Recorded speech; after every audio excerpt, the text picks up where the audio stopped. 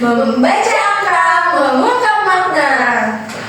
Baik, perkenalkan saya Naima Mediani dengan NIM 2401036007. Dan saya Siti Sarnabila dengan NIM 2401036224. Pada kesempatan kali ini, kami akan membahas laporan keuangan pemerintahan daerah Kota Malang. Nah, mari kita lihat bagaimana anggaran dikelola, apakah belanja sudah tepat sasaran, dan apa saja temuan penting yang perlu diketahui publik. Kita akan masuk ke bagian analisis. Di bagian ini ada beberapa pertanyaan yang harus kita jawab nih untuk memahami bagaimana kinerja keuangan daerah secara lebih mendalam. Yuk kita bahas satu persatu. Udah siap nih, Sar? Siap dong. Oke, yang pertama ada berapa nilai total pendapatan APBD daerah tersebut? Berapa nilai perubahan pendapatan APBD-nya? Berkurang atau bertambah nih? Oke, baik. Jadi aku jawab ya. Realisasi pendapatan daerah pada tahun 2024 mencapai 2.4.999.922.935,90 atau sebesar 101,63%. Dari anggaran pendapatan yang ditetapkan sebesar 2.432,6 miliar 70,339,90. Capaian ini menggambarkan bahwa pemerintah daerah berhasil memaksimalkan sumber-sumber pendapatan baik dari pendapatan asli daerah dengan transfer maupun lain-lain pendapatan yang sah. Dengan adanya surplus pendapatan sebesar 39.565.554.194 dapat dikatakan bahwa kinerja perencanaan dan realisasi pendapatan berjalan efektif dan melampaui target yang ditetapkan. Wah, kita pertanyaan selanjutnya ya. Nah, berapa nilai total belanja APBD daerah tersebut? Berapa nilai perubahan belanja APBD-nya? Berkurang atau bertambah nih? Oke, jadi realisasi yang dicapai sebesar 2.451.538,72 atau 93,70% dari anggaran belanja, yaitu 2.698.813.849 rupiah, menunjukkan bahwa masih terdapat program dan kegiatan yang belum terrealisasikan sepenuhnya sepanjang tahun anggaran. Penurunan belanja sebesar 160.557.742.311 rupiah dapat mencerminkan adanya efisiensi anggaran. Nah, kita ke pertanyaan selanjutnya yuk. Berapa hasil realisasi pendapatan daerah terhadap anggaran? Oke, jadi cara perhitungannya itu seperti realisasi dibagi dengan anggaran dikali dengan 100%. Yang hasilnya itu sama dengan 101,63%. Jadi kita mau pertanyaan yang kelima yuk. Berapa hasil realisasi belanja daerah terhadap anggaran? Oke, jadi cara perhitungannya itu sama saja dengan yang nomor 4. Seperti realisasi dibagi dengan anggaran dikali dengan 100%. Dengan hasilnya itu 93,70%. Oke, baik. Aku juga mau nanya nih ke kamu, Nina. Boleh? Oke, apakah terjadi surplus atau defisit? Nah, aku jawab ya. Berdasarkan laporan realisasi Kota Malang tahun anggaran 2024, pemerintah daerah berhasil membukukan posisi surplus sebesar 10.096.851.397 rupiah. Nilai surplus tersebut diperoleh dari selisih positif antara total pendapatan daerah dengan total belanja daerah. Fakta ini menunjukkan bahwa pemerintah daerah mampu menjaga disiplin fiskal dengan memastikan bahwa realisasi pendapatan lebih tinggi daripada belanja yang dilakukan sepanjang tahun anggaran. Namun, harus kita catat juga bahwa besaran surplus tersebut relatif kecil dibandingkan total belanja, yakni hanya berkisar 0,41% dari total realisasi belanja. Sehingga stabilitas fiskal Kota Malang berada pada kondisi yang cukup sensitif dengan margin surplus yang tipis. Perubahan ekonomi kecil atau penurunan pendapatan potensial dapat dengan cepat menggeser posisi fiskal ke arah defisit. Oleh karena itu, meskipun secara administratif menunjukkan kinerja positif, pemerintah Kota Malang tetap perlu melakukan evaluasi terhadap struktur pendapatan dan efisiensi belanja untuk menjaga keberlanjutan fiskal di daerah di masa yang akan datang. Oke. Jadi aku nih selanjutnya nih, pajak daerah apa yang menjadi penyebab pendapatan pajak terbesar nih? Nah, menurut data yang ada, pendapatan pajak daerah ini yang gede itu ada di bea perolehan hak atas tanah dan bangunan BPHTB dengan capaian sebesar 230.497.967.836 rupiah. Nilai tersebut menempatkan BPHTB sebagai sumber pendapatan pajak paling besar dibandingkan dari jenis pajak lainnya, seperti pajak bumi dan bangunan, perdesaan dan perkotaan, pajak jasa makanan atau minuman, maupun pajak tenaga listrik. Dominasi BPHTB ini menunjukkan bahwa aktivitas ekonomi yang berkaitan dengan transaksi properti, pemindahan hak pemilikan tanah, serta dinamika pembangunan kawasan pada tahun 2024 memiliki intensitas yang tinggi dan memberikan kontribusi fiskal yang signifikan bagi daerah. Oke, jadi aku tanya selanjutnya, pajak daerah apa yang paling lemah realisasinya? Nah, jika kita tinjau berdasarkan data yang ada, di Kota Malang tahun 2024 ini, pajak daerah yang menunjukkan kinerja paling rendah pada tahun 2024 adalah pajak jasa parkir dengan realisasi sebesar 4.680.969.985 rupiah.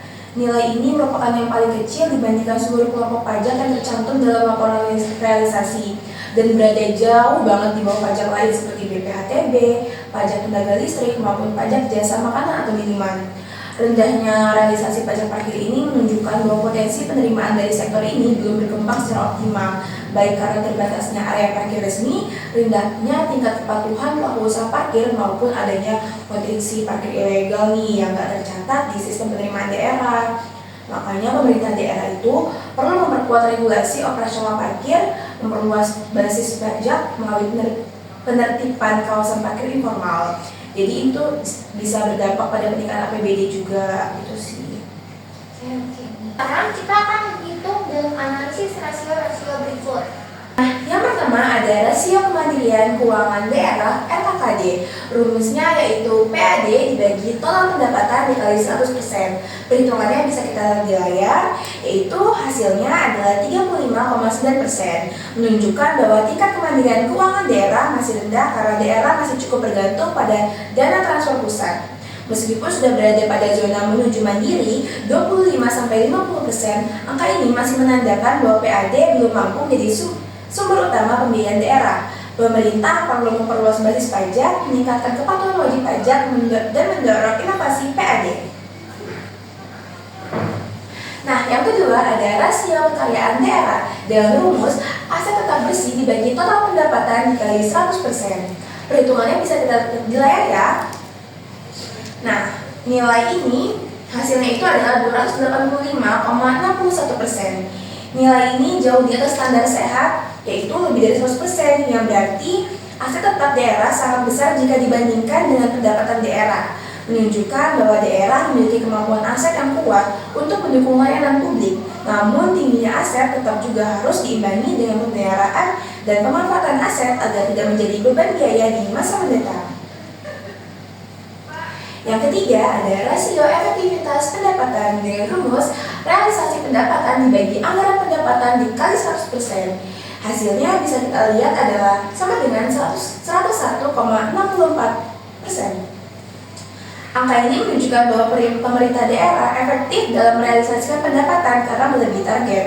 Tingkat efektivitas ini mencerminkan bahwa perencanaan pendapatan cukup realistis, bahkan mampu melampaui ekspektasi. Meskipun demikian, pencapaian di atas 100% harus tetap dipantau agar tidak menunjukkan target yang terlalu rendah. Nah, yang keempat adalah rasio efisiensi belanja dengan rumus realisasi belanja dibagi anggaran belanja dikali 100% dengan hasil 93,70%. Nilai ini berada dalam rentang 85-95% sehingga dapat dikategorikan efisien. Artinya realisasi belanja lebih kecil daripada anggaran yang direncanakan. dan terdapat penghematan dalam pelaksanaan program dan kegiatan. Namun, efisiensi ini harus tetap dipastikan agar tidak mengganggu kualitas layanan publik atau menyebabkan kegiatan penting tidak terlaksana. Baik, yang kelima ada rasio silpa. Dengan rumus silpa dibagi total belanja dikali 100% dengan hasil 8,34%. Berarti nilai silpa sebesar 8,34% ini ada sisa anggaran tidak terpakai. Dalam standar, silpa ideal berada di kisaran kurang lebih 5% efisien, sehingga 8,34% menunjukkan bahwa perencanaan anggaran kurang tepat atau terdapat kegiatan yang tidak terlaksana. Terlalu besar silpa menunjukkan adanya perencanaan yang terlalu optimis atau pelaksanaan program yang lambat. Nah, yang keenam ada rasio belanja pegawai dengan rumus belanja pegawai dibagi total belanja dikali 100% dengan hasil 37,06%. Nilai ini berada di atas standar ideal sehingga menunjukkan bahwa porsi belanja pegawai masih cukup tinggi. Dominasi belanja pegawai mengurangi ruang fiskal untuk belanja modal dan belanja publik lainnya. Jika terus meningkat, dapat mengarah pada risiko birokrasi yang boros dan menurunnya kemampuan daerah dalam berinvestasi untuk pembangunan. Baik, selanjutnya adalah rasio belanja modal. Dengan rumus, belanja modal dibagi dengan total belanja dikali dengan 100%. Rasio belanja modal hanya mencapai 10,76%, menunjukkan bahwa prioritas pemerintah daerah masih lebih terpusat pada pengeluaran rutin dibanding belanja pembangunan. Idealnya rasio belanja modal berada pada kisaran 30% karena komponen ini berperan dalam menciptakan aset pemerintah daerah yang bernilai strategis seperti infrastruktur publik, fasilitas layanan masyarakat, sarana pendidikan, dan peningkatan kualitas ekonomi daerah. Dengan rasio yang masih rendah, maka dapat disimpulkan bahwa ruang fiskal untuk mendorong pertumbuhan ekonomi jangka panjang melalui pembangunan fisik masih terbatas dan belum maksimal. Baik, selanjutnya adalah rasio belanja operasional. Belanja operasional dibagi dengan total belanja kali 100%. Rasio belanja operasional yang sangat tinggi yaitu 89,24% menunjukkan dominan pengeluaran pemerintah pada kebutuhan administratif, biaya pegawai, jasa layanan, dan biaya belanja non-investasi. Kondisi ini menggambarkan bahwa anggaran daerah masih terfokus pada pengembangan aktivitas operasional rutin pemerintah dan belum sepenuhnya digunakan untuk program inovatif yang berdampak luas kepada masyarakat. Rasio belanja operasional idealnya pada rentang 70% agar keseimbangan antara pelayanan pemerintah dan pembangunan dapat tercapai. Dominasi belanja operasional seperti ini juga rentan menyebabkan rigiditas fiskal, yang berarti pemerintah memiliki ruang gerak terbatas ketika membutuhkan pembiayaan sektor prioritas atau pembangunan mendadak. Baik, selanjutnya adalah rasio efektivitas PAD. Rumusnya itu realisasi PAD dibagi dengan anggaran PAD dikali dengan 100%. Berdasarkan rasio efektivitas PAD, nilai yang tercapai sebesar 87,60% mengidentifikasikan bahwa pendapatan asli daerah belum terrealisasi sesuai target. Hal ini menunjukkan perencanaan pendapatan belum sepenuhnya akurat atau terdapat hambatan dalam optimalisasi pajak daerah, retribusi daerah, hasil pengelolaan kekayaan daerah, dan pendapatan sah lainnya. Efektivitas PAD yang kurang dari 100% mencerminkan perlunya strategis intensifikasi serta ekstensifikasi pajak daerah agar pendapatan daerah dapat lebih stabil dan berkelanjutan. Baik, selanjutnya adalah rasio pertumbuhan PAD. Dengan rumus PAD tahun ini dikurang PAD tahun lalu dibagi dengan PAD tahun lalu dikali dengan 100%. Jadi, diperoleh angka 11,06% atau mengalami penurunan dibandingkan tahun sebelumnya. Penurunan ini perlu menjadi perhatian serius karena idealnya rasio pertumbuhan PAD menunjukkan peningkatan positif di atas 10% sebagai indikator perkembangan ekonomi lokal, peningkatan basis pajak serta efektivitas kebijakan fiskal daerah. Penurunan ini dapat menjadi sinyal adanya pembangunan aktivitas ekonomi daerah, penurunan konsumsi publik, dan berkurangnya produktivitas sektor usaha lokal yang berkontribusi terhadap PAD. Baik, selanjutnya adalah rasio kontribusi pajak daerah terhadap PAD dengan rumus pajak daerah PAD dikali dengan 100%. Diperoleh dari nilai 78,42% yang berarti sumber PAD masih sangat tergantung pada penerimaan pajak daerah seperti pajak hotel, restoran, kendaraan bermotor, dan pajak bumi bangunan. Meskipun tingginya kontribusi pajak mencerminkan adanya basis penerimaan yang stabil, namun kondisi ini juga memperlihatkan kurang berkembangnya sumber pendapatan lainnya seperti retribusi dan hasil pengelolaan aset daerah. Ketergantungan yang besar terhadap pajak juga beresiko ketika terjadinya perlambatan ekonomi atau perubahan regulasi fiskal. Oke, selanjutnya adalah rasio dividen BUMN. Dividen BUMN dibagi dengan PAD dikali dengan 100%. Ini rasio dividen BUMN terhadap PAD hanya sebesar 3,55%, jauh di bawah standar ideal 10-20%, hingga menunjukkan bahwa BUMN di Kota Malang memberikan kontribusi optimal terhadap pendapatan daerah. Aku mau tanya lagi nih Naima, lakukan improvisasi untuk mengkritis angka-angka lainnya yang sekiranya perlu dikritis. Oke, analisis terhadap data realisasi anggaran menunjukkan beberapa catatan kritis yang perlu menjadi perhatian pemerintah daerah.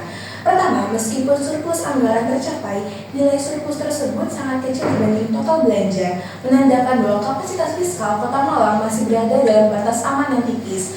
Kemampuan daerah dalam mengantisipasi risiko fiskal sangat terbatas apabila terjadi penurunan pendapatan atau peningkatan belanja mendadak. Kedua, terdapat ketidakakuratan estimasi target pendapatan pada beberapa pos, khususnya pada lain-lain PAD yang sah yang hanya mencapai 47,27%, mencerminkan perencanaan yang kurang realistis dan masih lemahnya pengelolaan sumber pendapatan non-rutin. Sebaliknya, komponen retribusi daerah yang realisasinya mencapai 228,16% justru menunjukkan adanya target yang ditetapkan terlalu rendah. Hal ini mengurangi kredibilitas proses perencanaan fiskal dan dapat mengidentifikasikan minimnya riset proyeksi ekonomi saat penyusunan APBD. Yang ketiga, ketergantungan terhadap transfer pemerintah pusat dan provinsi masih sangat tinggi dari total pendapatan daerah. Transfer hanya mencapai 1.590.390.322.205.000 rupiah, jauh melampaui PAD. Ketergantungan ini menunjukkan rendahnya derajat kemandirian fiskal daerah dan rentan terhadap perubahan kebijakan fiskal nasional. Kondisi tersebut perlu diantisipasi melalui strategi diversifikasi pendapatan serta penguatan sektor-sektor ekonomi lainnya. Nah, baik, itu pembahasan kami mengenai laporan keuangan pemerintah LKPD di Kota Malang. Semoga analisis ini dapat memberikan gambaran yang lebih jelas ya tentang bagaimana anggaran daerah dikelola dan apa saja hal penting yang perlu diperhatikan. Terima kasih banyak telah menyimak sampai akhir. Sampai jumpa di dialog keuangan daerah bersama Sarah dan Naima pada bahas